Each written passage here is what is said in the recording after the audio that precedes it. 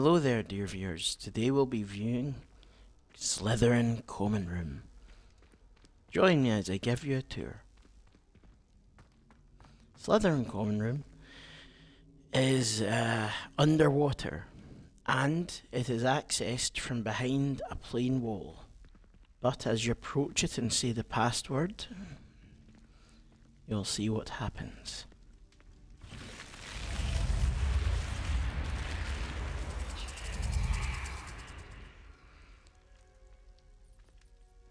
Now then, Slytherin represents the element of water, which as you will see is quite apparent in this common room as it is underwater and has quite a lot of aquatic imagery. Now, we also have a little bit of a water fountain or waterfall or water feature. Now you might think that being underwater it wouldn't have any windows, but magic allows for various architectural features that would be considered impossible otherwise, such as waters that look out onto the murky depths of the Black Lake. Now, some have said that if you go up to the window and cast certain spells on it, the creature that dwells within the Black Lake may emerge. The Black Lake is home to many magical creatures, such as mermaids and also a giant squid, a being once thought to be a mythical creature. As you can see, we have these domes which look out onto a shallower part of the lake. And it really carries over the dark and sort of gothic, I suppose, aesthetic of the movies and other media that has featured it. But I must say, this is far more grand than any depiction of the common room we have seen so far. Now over there we have a notice board, much like in other common rooms, where you can report missing items or just share news with the rest of your common room. You have this beautiful water feature. I must confess, when this game first came out, I thought you might be able to access this through some spell, but it was just a decoration. Now over here what you can see is the couches from the movies where Harry and Ron sit disguised by Polyjuice Potion, talking to Draco Malfoy. Oh, that's a nice spell. Ooh, I love magic. So yeah, but there's the warm addition of this giant fire, which I really do feel adds a lot to it. As well as that, you can see the fire coming up in that wall grate, and there's a lot of stuffed animals and dark arts imagery that you just don't get in the other houses.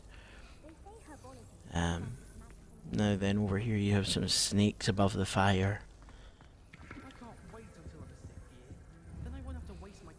This quite peculiar hourglass with a black sand inside. Perhaps it's some dark artifact. Perhaps just some gothic decoration. Who knows? Who knows? Now then, if you join me up these stairs, you will see some other passages to dormitories. Slytherin Common Room is home to quite a few musical instruments. Now, Slytherin is one of really only three dormitories to feature a secret room, although I'm not sure if this really would count as a secret room. Sadly, Ravenclaw seems to not have one, but behind this statue of what I can only assume to be Slytherin himself is this little room with a treasure chest in it, but sadly I have not learned Alohomora yet in this playthrough. I love those sparks coming off. They add a real reality to it. Have some apples. Now this is one of the 7th year dormitories, what I find in the 7th year dormitories is that there are less beds.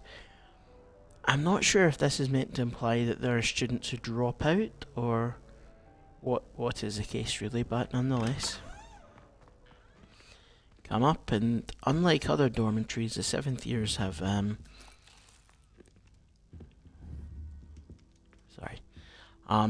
have quite an amazing large roaring fire in their common rooms, dormitories, as well as a nice place to play wizard's chess, a game I'm rather fond of myself, and